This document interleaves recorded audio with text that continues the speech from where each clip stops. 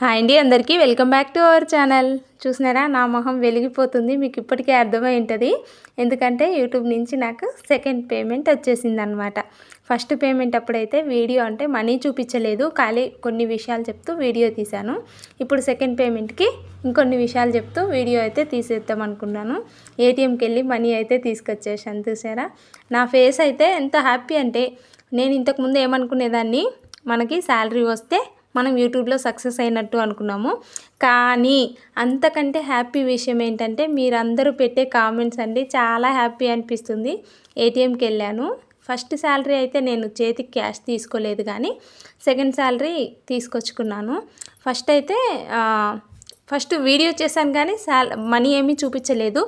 ఇంకా next time money చూపిద్దాము అని అయితే అనుకున్నాను. ఇక్కడైతే ఏటీఎంకి వెళ్ళి పైసలు అయితే తీసుకొచ్చుకుంటున్నా. ఇంకోటి, మనం ఏమనుకుంటాం తెలుసా, వీడియో పెడుతున్నాం అంటే ఎక్కువ మంది, అంటే ఒకరిని ఉద్దేశించి అని కాదు, నార్మల్గా నేనేం చెప్తున్నా అంటే, ఎక్కువ మంది వీడియో పోస్ట్ చేస్తున్నాం. ఏంటి, మోనిటైజేషన్ అవ్వకముందు షార్ట్ వీడియోస్ అప్పుడొకటి పోస్ట్ చేస్తే ఏ ఉపయోగం ఉండదండి. సబ్స్క్రైబర్స్ పెరుగుతారు. షార్ట్ వీడియోస్ వల్ల అవర్స్ అవ్వదు కదా. అవర్స్ అవ్వకపోతే మనకేమనిపిస్తుంది, అవర్స్ కంప్లీట్ అయితేనే మనకి మోనిటైజేషన్కి ఎలిజిబిలిటీ అవుతాం. ఇంకోటి, మనము లాంగ్ వీడియోస్ చేసినామనుకోండి, లాంగ్ వీడియోస్ త్రూ మనకు ఎక్కువ సబ్స్క్రైబర్స్ పెరగడం కానీ అవర్స్ పెరగడం కానీ ఉన్నదంటే మనకి ఫ్యూచర్ బాగుంటుంది. ఈ విషయం ఎందుకు చెప్తున్నా అంటే, ఫాస్ట్గా మనకి సబ్స్క్రైబర్స్ పెరిగితే వాళ్ళు లాంగ్ వీడియోస్ చూడరు కదా. అదేవిధంగా మన వాయిస్తోని మన లాంగ్ వీడియోస్కి సపోర్ట్ చేసే వాళ్ళు వచ్చిండ్రు అనుకోండి, వాళ్ళు షార్ట్ వీడియోస్ పెట్టినా సరే చూస్తారనమాట. ఆ విధంగా ఇక్కడైతే నాకు లాంగ్ వీడియోస్కి ఎక్కువ మనీ వచ్చిందండి, షార్ట్ వీడియోస్కి చాలా తక్కువ మనీ వచ్చింది. ఈ రెండు విషయాలు ఎందుకు క్లియర్గా చెప్తున్నా అంటే, షార్ట్ వీడియో త్రూ మనకి మోనిటైజేషన్ అవ్వాలి అంటే 3 monthsలో కొన్ని లక్షలు వ్యూస్ రావాలి, అవునా కాదా?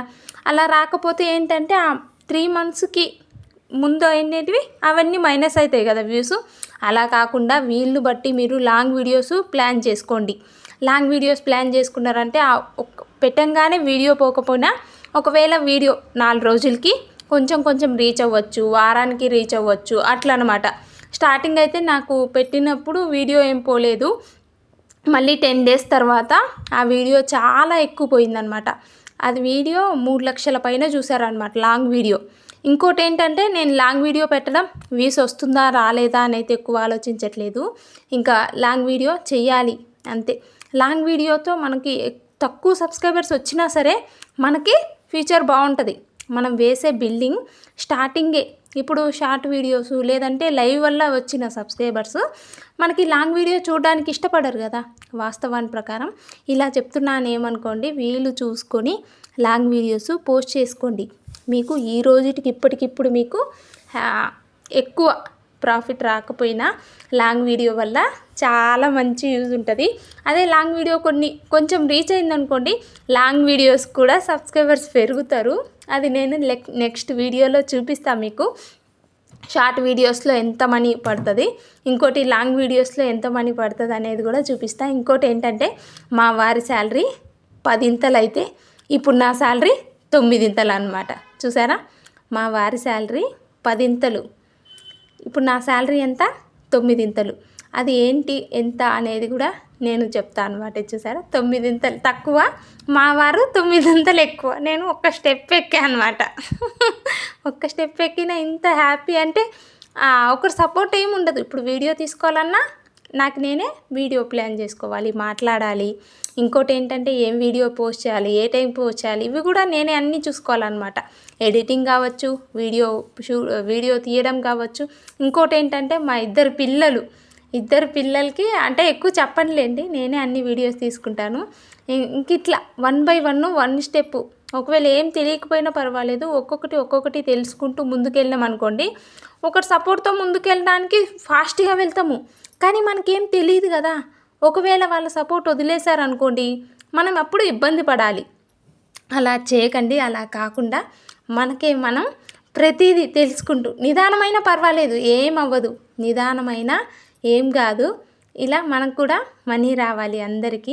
ఈ మనీ ఎంత వచ్చింది అంటే, ఒక చిన్న వస్తువు కొనడానికి నాకు 500 అయిందనుకోండి, నేను అలాంటి వస్తువులు 27 కొనగలను. ఒక వస్తువు ఏదైనా చిన్న వస్తువు కొనడానికి ఒక నోటు అవసరం అంటే 500 అవసరము అంటే నేను అలాంటివి 27 ఐటమ్స్ కొనగలను అనమాట. ఇంకోటి మోనిటైజేషన్ అవ్వగానే మనకు మనీ రాదండి. ఒకవేళ లాంగ్ వీడియోస్ కంటిన్యూ అయ్యి మీ మంచిగా వెళ్తుంటే లాంగ్ వీడియోస్కి డాలర్స్ పెరుగుతుంది. లైవ్కి అయితే చాలా చాలా తక్కువ డాలర్స్ పెరుగుతుంది. ఇంకా షార్ట్ వీడియోస్కి డాలర్స్ పెరుగుతుంది. షార్ట్ వీడియోస్ ఎందుకు ఉపయోగం అంటే మోనిటైజేషన్ అయిన తర్వాత ఎంతో కొంత డాలర్స్ పెరుగుతుంది. అవ్వకముందు అయితే వాటి వల్ల ఎక్కువ వ్యూస్ లేదు. ఇంకోటి మన షార్ట్ వీడియోస్ చాలా బాగున్నాయి, లక్షల్లో వ్యూస్ వెళ్తుందంటే 3 monthsలో మనకి మోనిటైజేషన్ ప్లాన్ ఉంటే షార్ట్ వీడియోస్ కంటిన్యూ బెస్ట్. ఇంకోటి వీలైనంత వరకు లాంగ్ వీడియోస్ కంటిన్యూ చేసినాం అనుకోండి, ఇలా వెళ్ళడమే చాలా మంచిది. ఇప్పుడు టకటక సబ్స్క్రైబర్స్ పెరగడం కావాలన్నా మనం స్టార్ట్ నుంచి మంచిగా ఏంటంటే మనం వేసుకునే పునాది. నేను ఈ విషయం ఎందుకు చెప్తున్నా అంటే ఒకసారి గమనించండి, కొందరికి లక్షల సబ్స్క్రైబర్స్ అయిన వాళ్ళు కూడా మంత్ శాలరీ తీసుకోవట్లేదు. ఒక్కొక్కరు వేలల్లో సబ్స్క్రైబర్స్ ఉన్నా సరే వాళ్ళ వీడియోస్ లాంగ్ వీడియోస్ మంచిగా వెళ్తుంటే వాళ్ళు మంత్ శాలరీ తీసుకుంటున్నారు. మీరు ఒకటి గమనించండి, మీరు ఏదైతే మంచి జరగాలని చెప్తున్నా కానీ ఎవరికి నాకు చెడ్డు చెప్పే ఉద్దేశం లేదు.